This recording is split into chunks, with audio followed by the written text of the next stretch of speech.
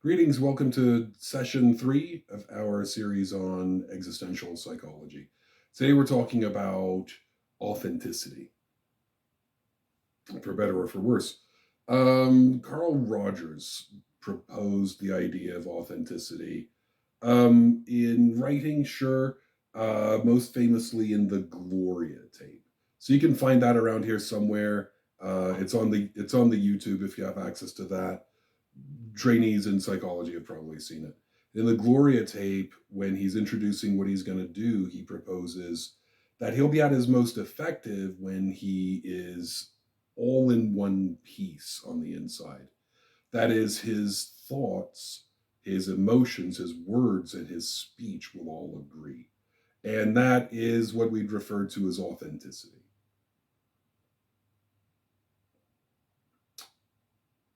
We could define it that way. People ultimately can do just three things. People can think, feel, and act. You throw in speech as that subset of action, and that's where Rogers is pointing. Authenticity means, again, the emotions, the thoughts, the speech, and the behavior all are in agreement. They agree. When one or more of these components disagree, the person has become incongruent.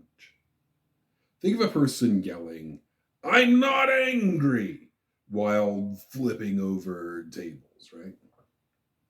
Their behavior and their speech don't match up, they disagree. A regular person on a regular day is probably incongruent, probably a lot of the time. It might go largely unnoticed, it might not be very important, but for a therapist, this can cause problems. Now, Rogers wanted to be authentic.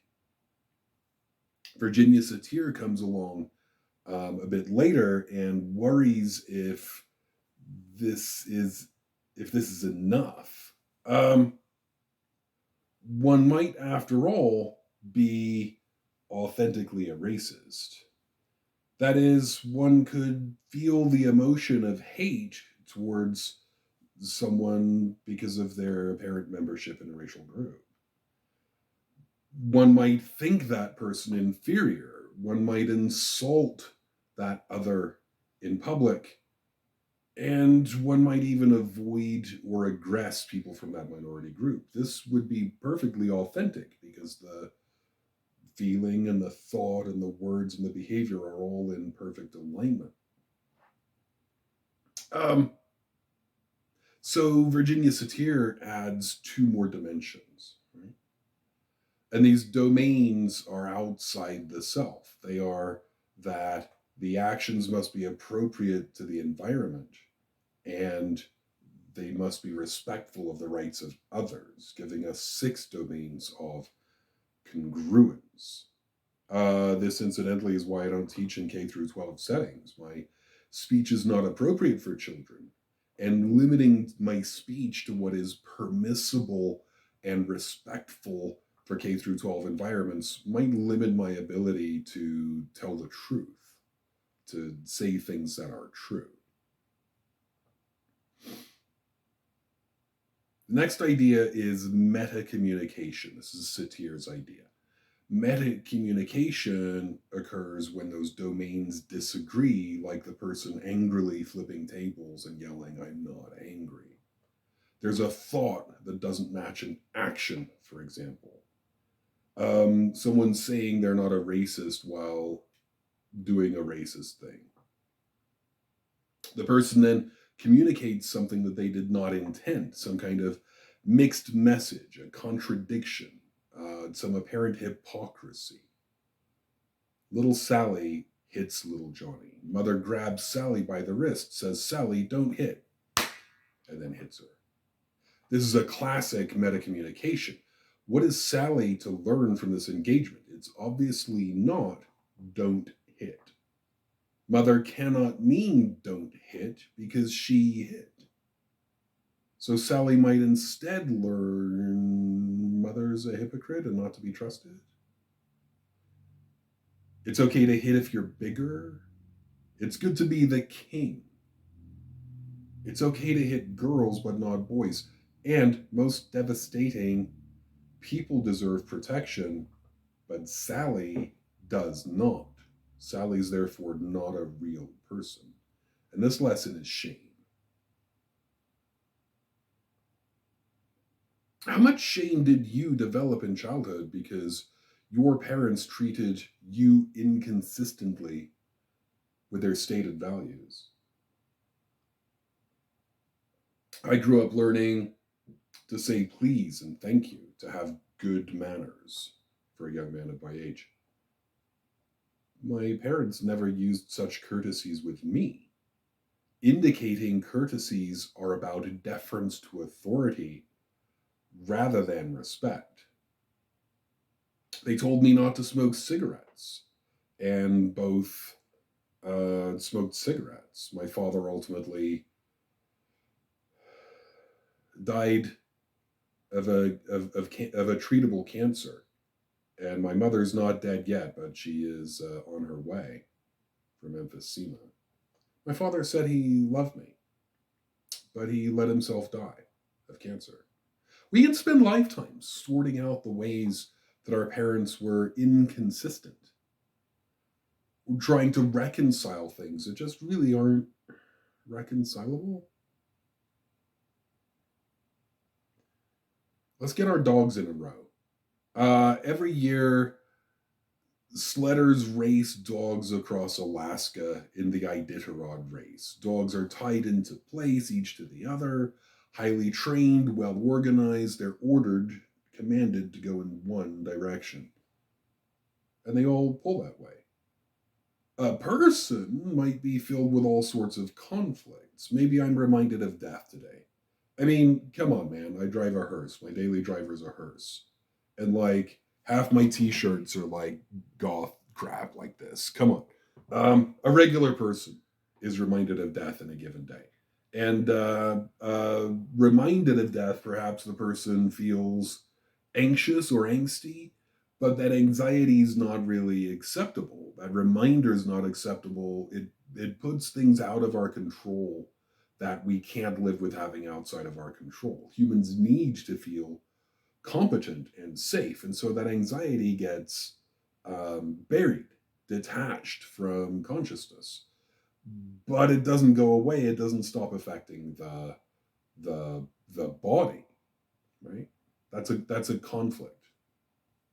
Maybe I've been taught in academics to write men and women, or he or she, or his or hers, in order to be inclusive of both genders.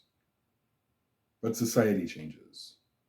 And now enough people don't like gender language, and there's enough,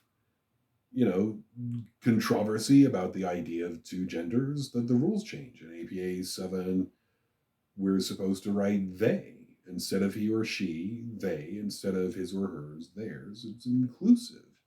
And once we get used to it, actually, it takes gender out of places it doesn't really belong. My words, when I write he or she, my words accord with what I feel and think, but they're not respectful of others or appropriate to the setting of an academic journal. And, for certainly the last 10 years or so, the more that I think about it, the more my thoughts change on the issue. Actually, I became recently an advocate for the they. Um, what if you want two things? What if you want to respect tradition, but also to be kind to others? My son's a martial artist, he does Taekwondo.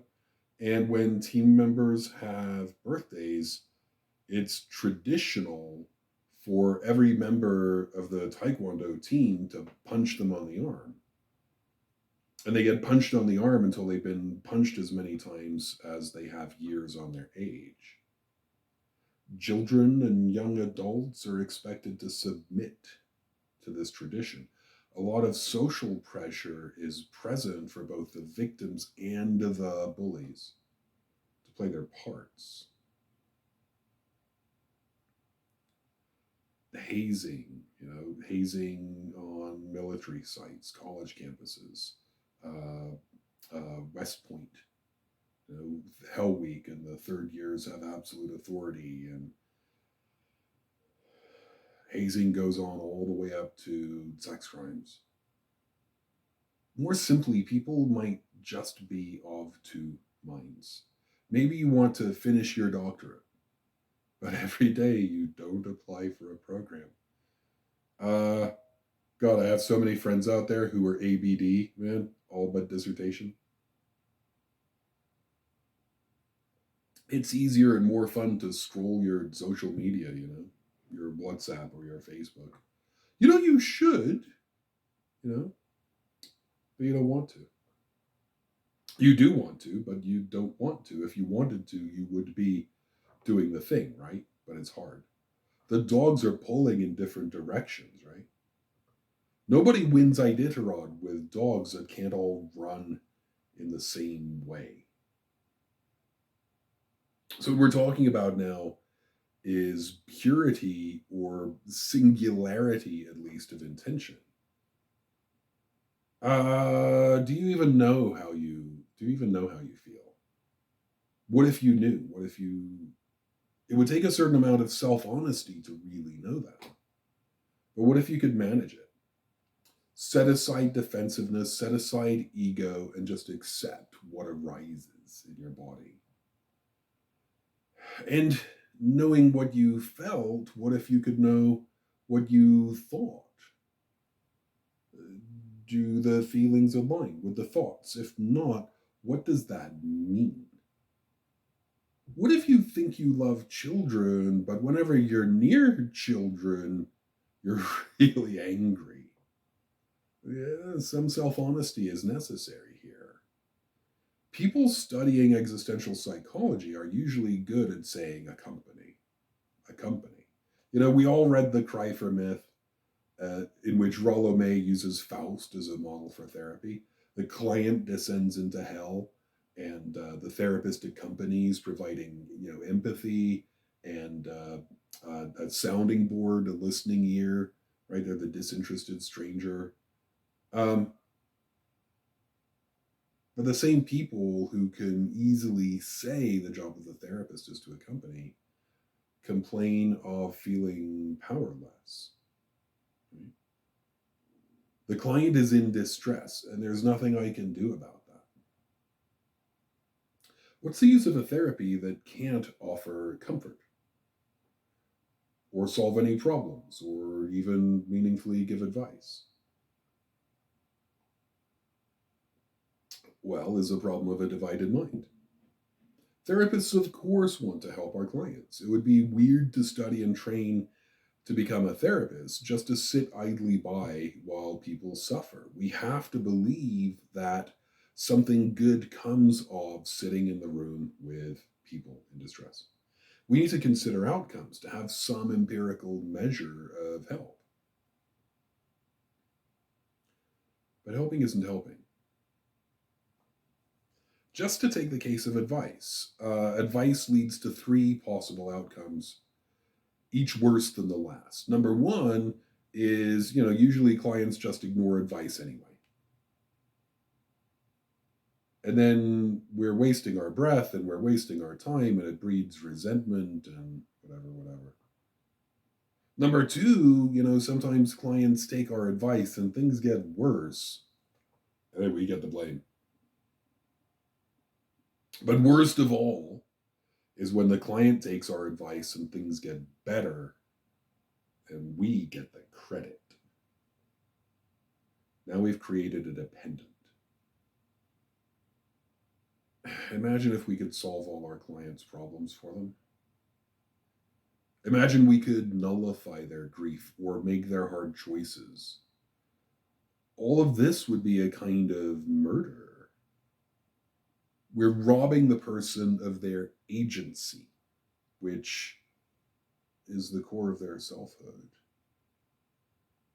Existential therapy is about letting go of attachment to outcome. The client might stand or fall, fail or succeed. They might make brave or cowardly choices, and that's not up to us. It's not to do with us. We just follow them, reflect them to themselves, offer a non judgmental holding space where they can try on different ways of being, and then we trust those clients to do what is best for them.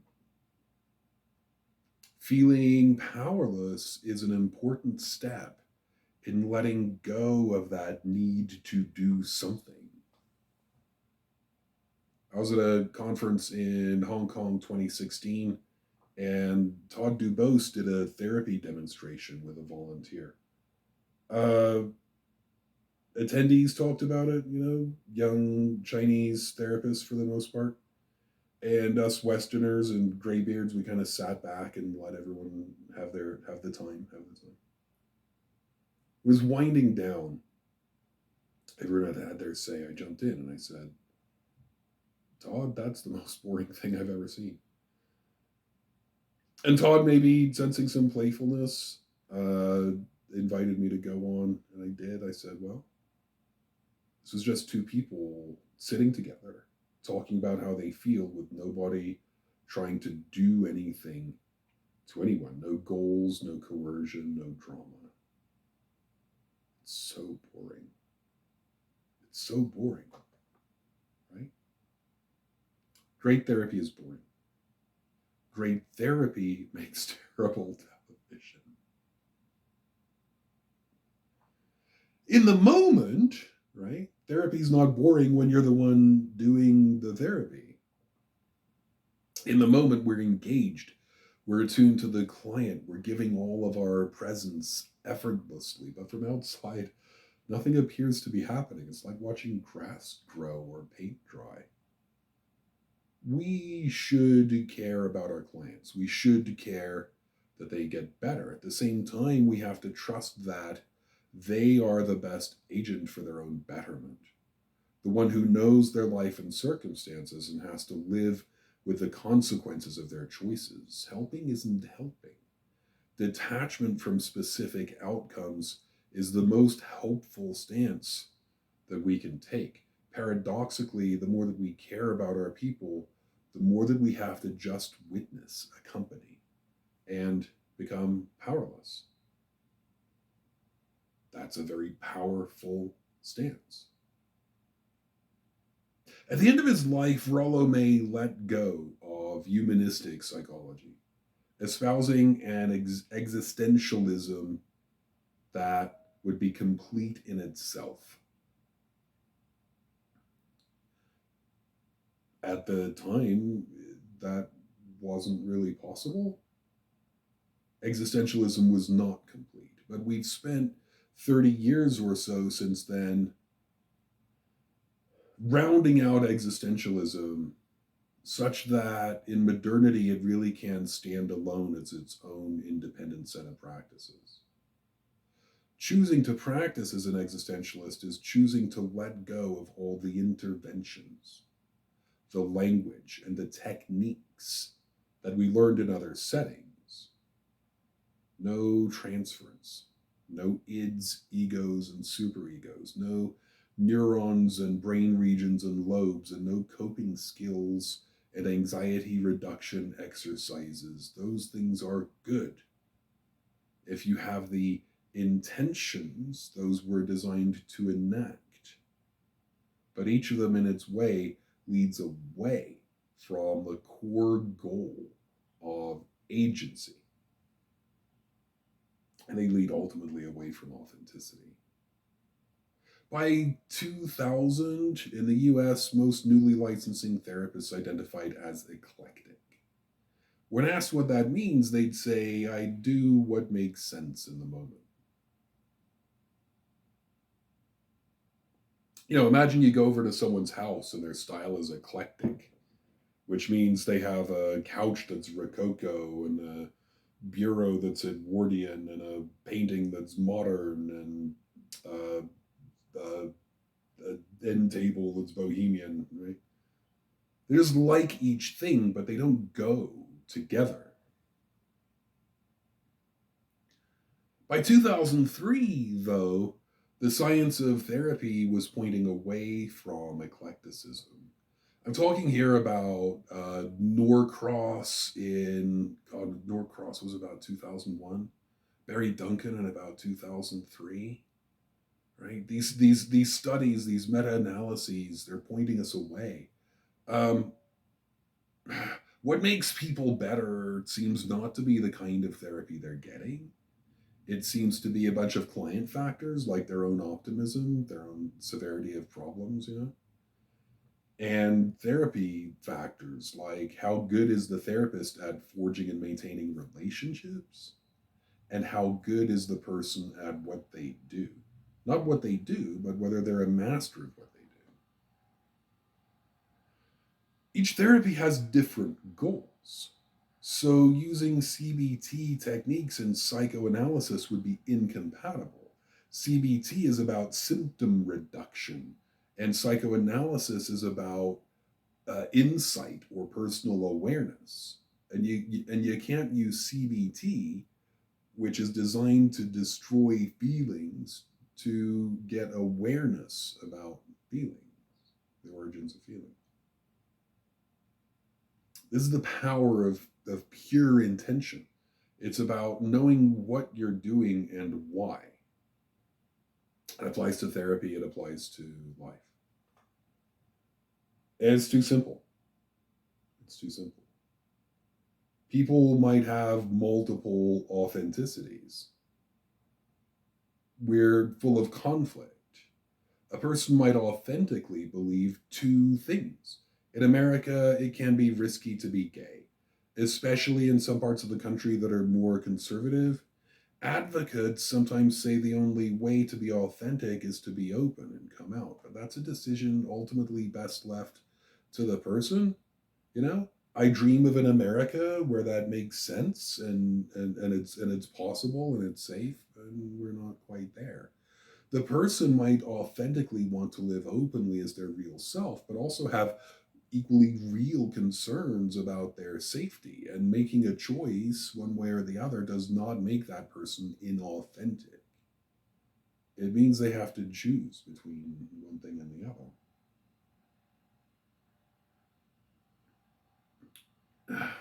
The person might love their family, and coming out might damage their parents' business or political relationships. It's authentic to want to be real, and it's authentic to want to protect your family. There's no inauthenticity here.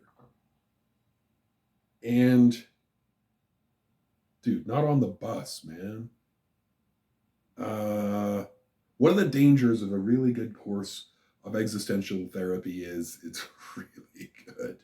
It's really good. We forge these like deep, loving relationships with people, and we might be the only person in that client's life who seems to see them, to care about them at this level, to have time for them, listen, try to understand. Clients sometimes grow quite dissatisfied with their other relationships. Like, why can't my marriage be like this? Well, the therapeutic relationship is special. It has these clear, bright lines drawn around it, boundaries, right? We give, the therapist gives in therapy and does not take. There isn't, for example, romance or sex or the threat thereof. We're not competing with our client in business or trading favors. Other relationships always have elements of risk or danger that aren't there in therapy. If my client insults me today, I forgive her tomorrow. Honestly, I probably don't take offense in the first place. It's grist for the mill, and I'm going to find out more about it. But if my wife insults me today, maybe I spend some time thinking about the nature of our relationship. For the client, the healing, holding power of the therapeutic relationship can seem like a utopia that they could recreate in the rest of their lives. And that isn't realistic or even really desirable. And for us, it's also possible that the therapist, having become the therapist rather than just learning how to do therapy, becomes the therapist always. Our own relationships can become one sided, with us doing all of the giving, all of the holding, and all of the listening. We can dissolve, lose our intentions, our ambitions, become pure empathic sponges. The way that we talk with people in therapy is not appropriate for other settings. When the bank teller seems to be having a bad day, we need to conclude our business and move on. We can't stand at the window and accompany that bank teller through all of their troubles. A person on a bus spewing hate perhaps deserves empathy and consideration, but it's not up to us necessarily to provide it in that setting. A personal code of honesty is fine, except when we're surrounded by others who will not live up to that personal code of honesty or who will take advantage of us.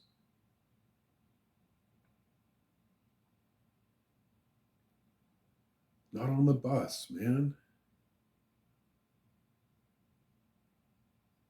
And here's a little note on reification. Reification means to treat abstractions as though they were real things in the universe with definite properties. Show me two, right? You can't. You can show me a symbol for two, you can draw the number two on a piece of paper, you could show me two of something, but you can't show me two because two's not a thing. It's not a thing in the world. Two does not exist. Intelligence is not a property that people possess, much less a thing in itself. There's no such thing as personality. There is no mental illness. These are all just categories. And there's no such thing as authenticity. We have a word to mean a concept, so we can talk about what happens to us in therapy, how we can try to be of service to each other. But authenticity isn't real. Don't take it too seriously. To quote Todd Dubose, life is always meaningful. We just don't always like the meaning. In the same way, people are always authentic. Right? We experience multiple demands and we look after ourselves in the face of those demands in whatever way we can.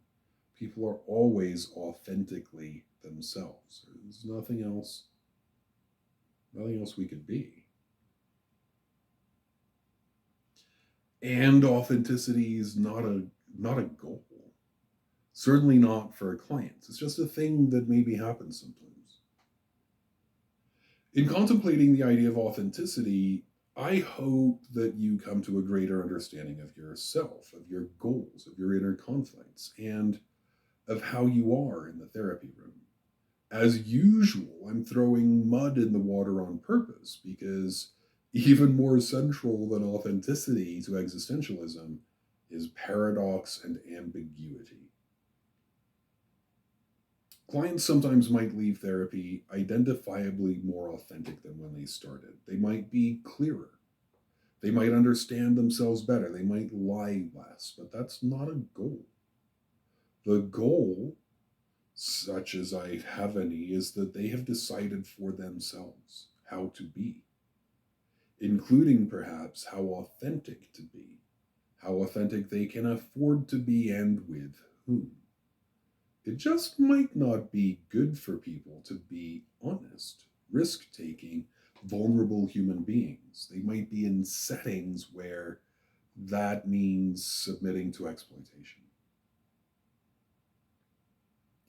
And that's it for authenticity. Thanks for dropping by.